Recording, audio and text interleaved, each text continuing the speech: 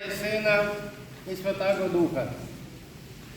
Сегодня, дорогие братья и сестры, Святая Церковь нам предлагает евангельское чтение о богатом человеке, который позвал на пир своих знакомых, друзей. Она неоднократно в году повторяется, но она всегда назидательная и поучительная. И вот пришло время пира.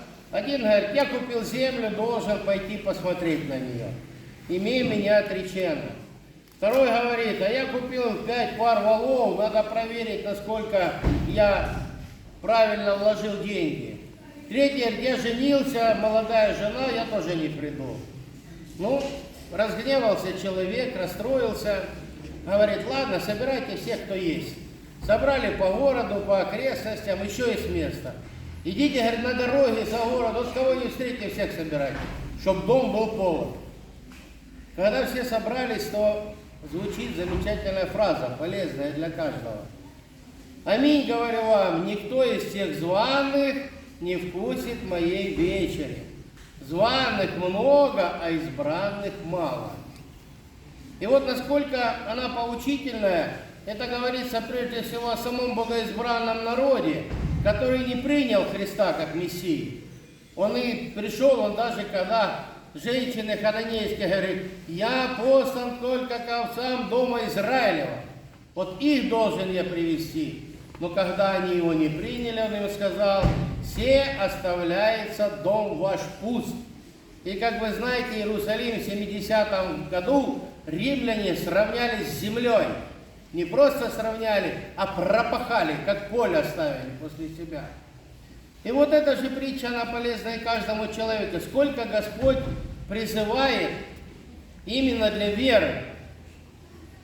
Кратенькие слова, которые объясняют состояние сегодняшней жизни. Вот если читать Священное Писание, на все вопросы есть ответ. Когда явится Христос, в послании к Колоссянам апостол Павел говорит: когда явится Христос, слава ваша, и вы с Ним все явитесь вместе. Ибо вы когда-то имели прелюбодейство, злобу, ненависть, ярость, и были сынами противления, на которых грядет гнев Божий. Вот ответ на вопрос.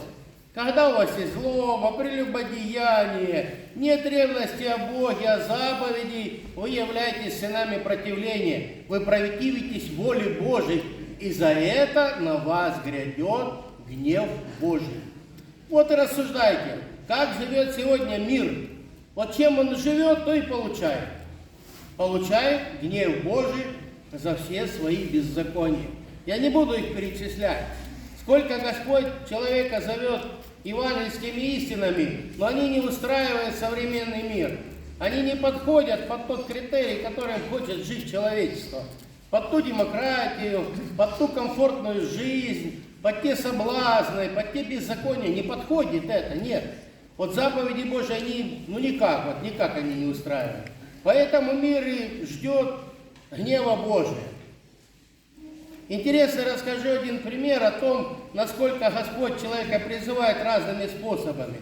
В 90-х годах, когда уже пошло время взаимоотношения государства с церковью, когда стали духовенство, епископа приглашать на разные мероприятия, одного священника московского, бывшего врача, пригласили на серьезную медицинскую конференцию. На конференции был профессор, знатный, знаменитый. И вот увидев священника, он все время раздражался. Вот он его раздражал. Вот чего он, что тут делает на этой конференции? И вот священник, видя это все, уже подходит там к концу, они где-то идут вместе. И он подходит к этому профессору и говорит: подскажите мне, пожалуйста, а неужели Господь никогда не стучался в ваше сердце? Этот раздражение сразу: нет. Потом останавливается через 2 шага, говорит: простите, а вы знаете, стучался. Я был молодым и занимался дайвингом. То есть это ныряние с аквалангами под воду, изучение там морской фауны, пещер. И вот я, говорит, занырнул в одну пещеру и смотрю, у меня заканчивается кислород в баллонах, а я потерял выход. И вот тогда я сколько знал молитвы и насколько я вспомнил Бога, я так усердно молился, что мне Господь открыл и показал выход.